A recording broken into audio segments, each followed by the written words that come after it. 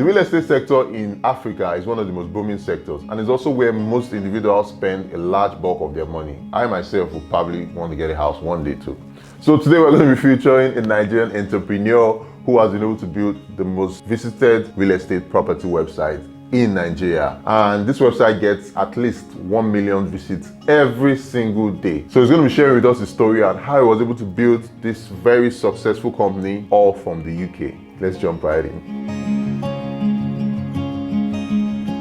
First question for you is, how did you come about starting Nigerian Property Center? So it started with my search for a flat in Lagos. This was in 2007, I believe, and it took me about 6 months to find a flat. And then in 2008, when I moved to the UK to study, halfway through my course, myself and a friend of mine thought we'll move out of the accommodation that we had into a flat in Leeds. And it took us a week to find a flat. We found it on, I think it was, at the time it was Zoopla that we used in the UK. And I just thought to myself, 6 months versus 2 weeks. In Lagos at the time, there wasn't any website for you to go on to go and search for property. You would have to find somebody that knows an agent, and hopefully that agent has the property or knows another agent that might know another agent that might have the property that you're looking for.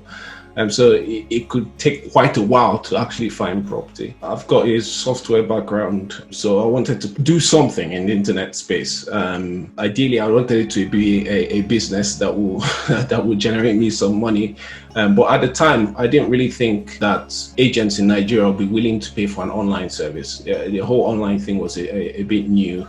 People were just, getting online with phones, etc. So I didn't quite think people pay for it. So I decided to just use it to learn how to run an internet business, not necessarily to make money from it. So I set it up, I started running it, I started learning things like SEO, which I'd never heard of before, digital marketing and all that kind of stuff. And then I think it was probably about a year or a year and a half into running it. I was speaking to one of the agents on the phone and he said to me, "Do you know that you should be charging for your service?"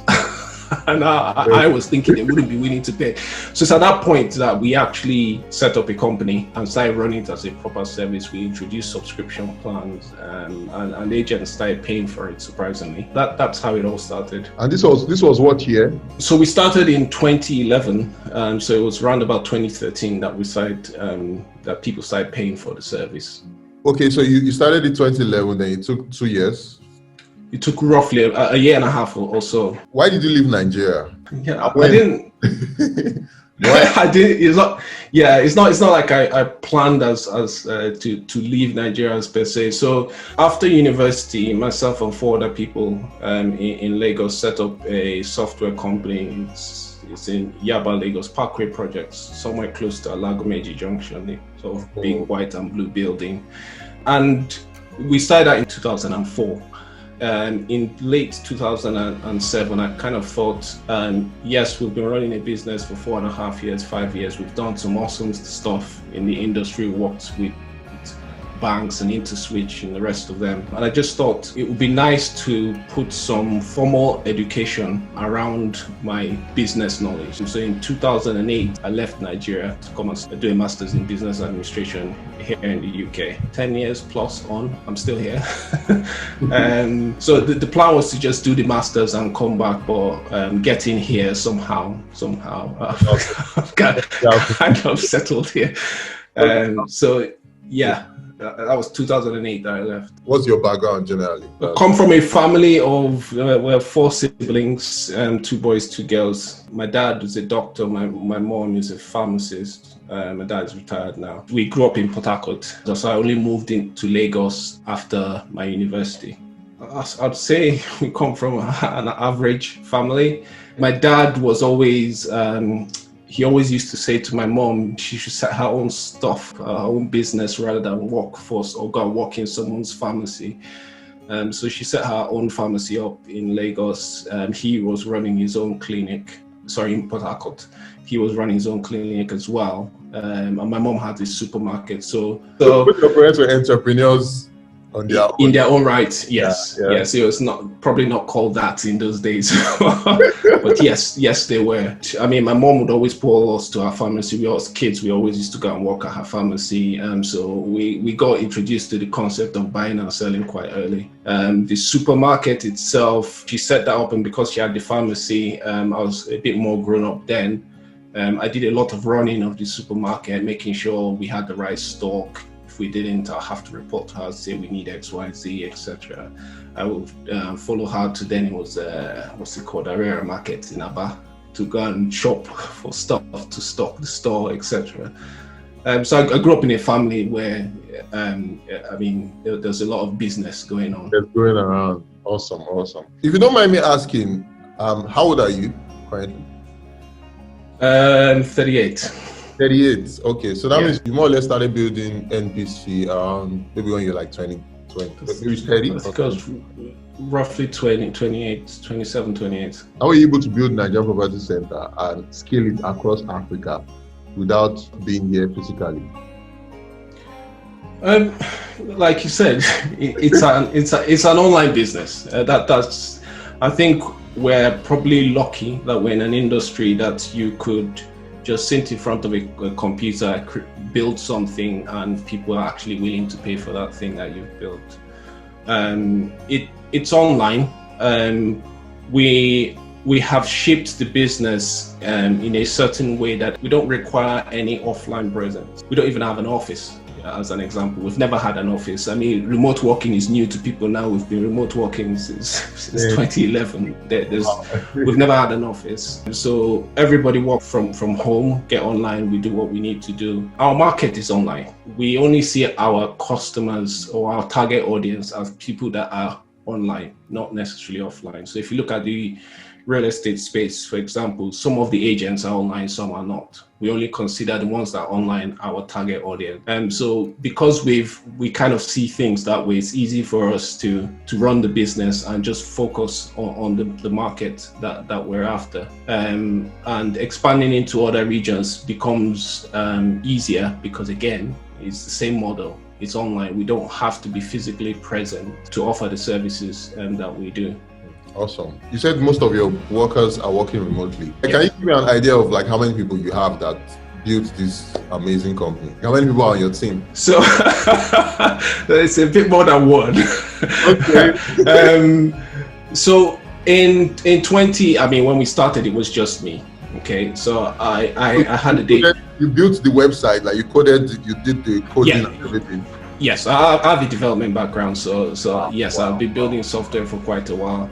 Whilst I say I built everything, I have a slightly different approach to building things. I tend to buy rather than build ground up. So, for example, from the point where I decided I was going to try MPC and give it a go, I was just running an internet service, to the point where we launched it was 24 hours. Wow. So I wouldn't. So at the time we launched it, so we used. I keep saying we, at the time it was just me. So I used Joomla, which is a bit like WordPress, but a bit more flexible. I got a property plugin for Joomla, and I looked for a free theme that was online and slapped down on top of it and launched it. Wow. So I was actually up for 24 hours. I literally just started in 24 hours, domain paid for, it was live, it was time to market it. And then there was the question of, how do you market it? So I started reading up on how to market, etc. and all that. So I read stuff, I try it out, etc. And that's how we built it. So it was just me at the time. I think the first hire was in 2016 January. That's when I hired the first like person. 5 years. Yeah. Wow. So we hired the first person in 2016 January. That customer service. The second person joined about 8 months after, and there was just 3 of us until probably around about 2018, 2019, I think. But now we're 7 at the moment. So we've got 2 people at the managerial level, 4 people in customer service, and 1 developer. So we just had our first developer 6 months ago or thereabout. That's amazing, because I know when it comes to building, most times people always feel like you need to build from the ground up.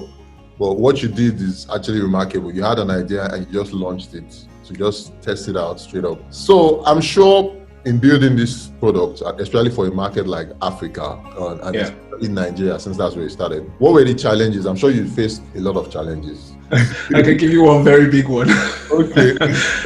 So our biggest challenge, I would say, is the continuous devaluation of the naira. I think that's got to be our biggest challenge. I'll give you an example. Between the lockdown in Nigeria and now, the exchange rate, and I'll use pounds because that's what I'm more familiar with, the exchange rate has moved from £1 to somewhere around the 470, 480 naira to £1 to, as at the last time I checked, 645. Yeah. Now, if you do the maths a bit, that's round about 35 to 40% difference. Yeah. So for us as a business, we're an internet business. We advertise online. We use Google. We use Facebook. We've got servers that run the service. All those are paid in dollars. Dollars, yes. So between the first lockdown and now, technically, our cost, and that's the majority of that's probably about 80+% of our cost, has gone up by 35-40% just in the space of a couple of months. And this is the second wave, because when we started the business, it was £1 to 250 naira. So you can see how that's a bit of a challenge. We're kind of chasing a moving target. And it's funny because at some point we were in discussions with an investor, and when we're talking about sort of revenue targets, the revenue targets initially were in dollars, and I said to the investor that I can't actually do that. The revenue targets have to be in naira, because if it's in dollars, it's a moving target. I set out we might one day be at 80%, and the very next day be back down to 50%. So it's a difficult one. I think that's the biggest challenge we have.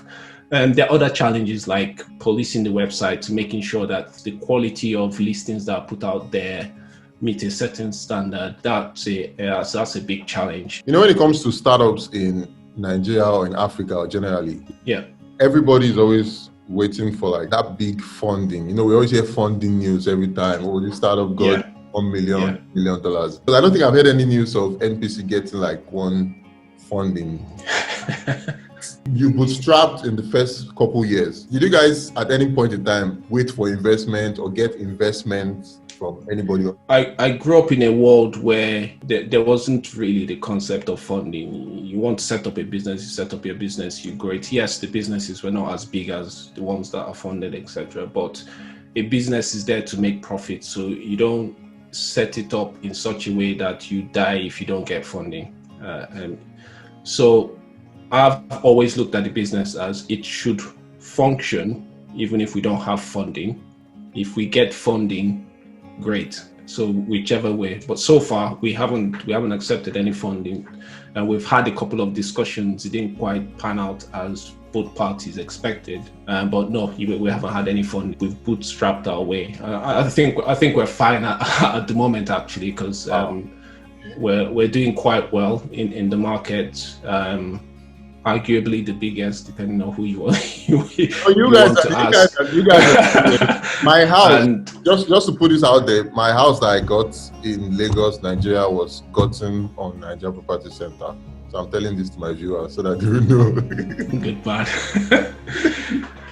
All of the people that we're competing with in the market have been funded in some shape or form, but I believe we're still performing better than all of them. That's actually amazing for you to build a company and not like wait for funding, because that's a problem a lot of people are always talking about. You know, like people always feel that you need funding before you can actually grow or before you can even start a business. But it's cool that you're able to build something without having to wait for any funding, and you're able to start on your own. Yeah, and I say sometimes I say this to people because sometimes funding is not actually a good thing. Okay. So if for example, you got if you had £1,000,000 and you wanted to come, say do what I did, you probably take a slightly different path. You're like, oh, well, we have a lot of money, we can advertise all over the place, we can do all sorts. You may end up wasting a lot of money. So sometimes not having funding is a blessing, because you start to get really, really creative about how you do stuff. You start to look at the small bits that actually impact your business and move the needle. And by needle, I mean your revenue. For everything we do, we tend to ask ourselves, what impact does that have on revenue? For example, we used to see OLX running ads on radio, quite a lot. And we thought to ourselves, is there something that we're not quite doing right? Maybe we should be running these ads as well. Yeah. So we had a go. A friend of mine created a jingle. We put it out there for, I think it ran for about 2 weeks or thereabout. And we saw absolutely no difference in our traffic. Ultimately, that didn't have any impact. And it was a lot of money. It was a whole lot of money. Now, when we compare that to running ads on Google or Facebook, etc., we can actually see for every dollar that we spend, our traffic, moves a bit. So I think the critical thing is focusing on what is moving that needle and giving yourself a good amount of runway. Don't do things that will not necessarily add to that bottom line. Like you think you need an office. You may not need an office. Question it. Do you need a phone line? Like, we don't have a phone line. We've never had a phone line. Nobody can call us. There's email, there's chat, etc. And the reason for that is, if you get a phone line, then you have to have someone that is sat there all the time, ready to answer the phone. Well, what if one person calls in and that person is on the phone and another person calls in? Oh, then maybe you need to get another person. And then you start to see how your cost starts to spiral. So for me, I think try as much as possible to see how you can get rid of any sort of waste and focus the resources that you've got on things that will move the needle. That gives you a better chance of succeeding and a longer runway with whatever resources that you've got. Do you believe Africa is the future? Good question. It's a yes, but there's an if. Okay. There's a lot of opportunity in Africa. There's no question about it. There's a lot of places that have advanced in the West that in Africa, it's still anybody's market. But to take advantage of all those things, I think there's a lot that has to be in place, and a lot of the things that have to be in place, businesses, they don't have the sort of control to change those things. So the exchange rate, for example, that's difficult for one business to have any impact on that whatsoever. And that exchange rate affects I talked about how the exchange rate has affected us. Let's not forget that exchange rate also affects the spending power of the people that we're selling our service to as well. So our cost is going up. The people we're selling to, their spending power is dropping. It doesn't help. So I think, yes, Africa can be the future, but there's a lot that needs to be in place. There's a lot that the government has a large piece to play in making sure that we can tap those opportunities. So I'll say yes, but. Okay, yeah, I totally get you. I know there are a lot of young Africans out there who want to build something as remarkable as you built, who want to start up tech companies. I'm a believer in tech. I believe tech is the future. Tech is even the now. So what's your advice to a lot of people who want to build something like you have built? It's that focus on what is important. Just try and focus on the things that definitely will help you move your sort of revenue and numbers. And I think that's probably the most important thing, because once you start looking at it from that perspective, you question everything that you do, every action you want to take. And this is one that probably makes people spend a lot of time and money, is for brand awareness. That can be a black hole if you're not careful, because brand awareness, yes, but is that brand awareness affecting your bottom line? Do you need brand awareness? It's just a case of questioning everything and trying to relate it to the thing that is important, which is, as a business, you're there to make money, so bringing in money. So that would be my advice: is have clear focus on the things that are important to your business. Thanks a lot for sharing all of this with us. It's a pleasure.